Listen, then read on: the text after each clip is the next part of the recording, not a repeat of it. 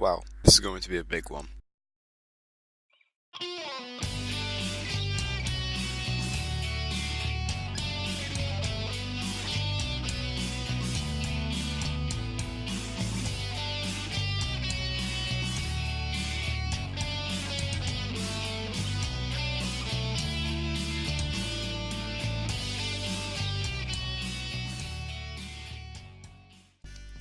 Right, so here's the deal. I have to tread carefully when I talk about Pewdiepie, just because of his massive presence on the website. I think I mentioned on my previous video that he has more subscribers than the population of Poland. Now, just think about that. Poland has its own language and its own culture, yet there are fewer people that speak that language and follow this culture than there are subscribed to this guy.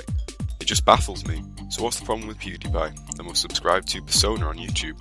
Well, there's not a lot wrong with him as a person, it's just the content he fills his channel with. Right then, let's get into this. Subscribers to Pewdiepie, prepare your comments of hate. By the way, don't do that, that was just a joke. Anyway, so Pewdiepie is probably the first name that comes to mind when someone shouts YouTube celebrity, but I honestly don't know why. I mean, I can probably try to pin it down to a few things. One, all the 10-year-olds just enjoying swearing. I find it funny there's a large quantity of YouTube watchers who only know one word in Swedish. Yeah, you know. 2, he has constantly moved content to whatever is popular at the time. And 3 is the boring, sellout reason.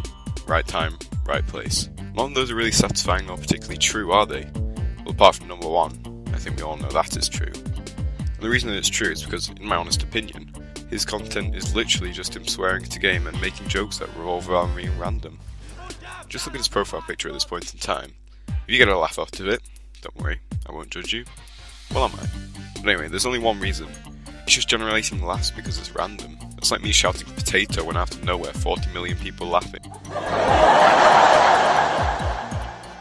I'm going to be honest, it's a very young audience that this kind of comedy panders to. The type of audience that are going to be leaving well-constructed hate comments on this video. Now don't get me wrong, I know that people like what they want to like. Many choose to watch this guy, but I just don't get it. Just like I don't get these reaction channels. But anyway, that's just going off on a tangent. Before you say, you're just jealous, or if you don't like it, don't watch it. Just listen to the facts I've just said about his comedy, and try to deny there's not at least a nugget of truth in those words. For that second point, I would just like to acknowledge that this is impossible for anyone not to come across this YouTuber on a website that practically revolved around him, like he's some incorporeal entity. He sees all, and he makes his way into all of our feeds. Now let's talk about how he presents his videos. Another problem, I'm not talking about him in the videos, I'm just referring to the video titles. Pewdiepie falls into the all caps group of YouTubers. Now, there is a time and place for caps, but it isn't every letter ever. I feel like we need to send these people back to primary school to learn the basics of capital letters, full stops, and basic common sense. This sort of capitalizing of all letters is always done on these videos, because they stand out more. I'm just getting to the point now where the title with no caps will stand out more, because so many creators do this. Now that might seem a bit harsh, particularly because there's a time for titles with all caps, which is usually in a title with very few words, generally a statement or punchlines, but most of the time it's completely not needed or shoehorned into the situation. I'm going to be honest here, the main problem with a channel like this is the influence it has on other YouTubers that decide to follow in his gigantic footsteps he leaves behind. So often do I see creators with a useless face cam, which is sometimes genuinely distracting and in no way related to the video, cracking random jokes that are apparently just funny because they're supposed to be funny. I don't get it.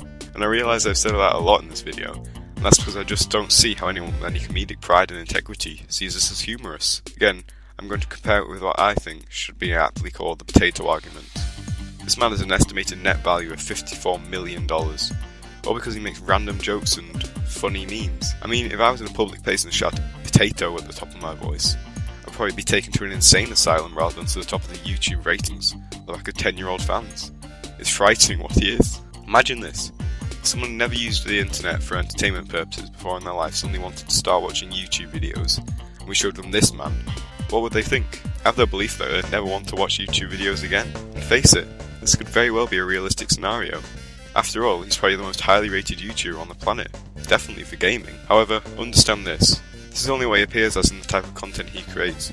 I'm sure he's actually a genuinely nice person, he at least seems like one, it's just that his comedy is just not for me. But that pretty much rounds off the argument. Well, I could go on forever. I'm going to start repeating myself after a while, so I'll just end it here. That, folks, is the problem with the biggest YouTuber, Pewdiepie. Thanks for watching.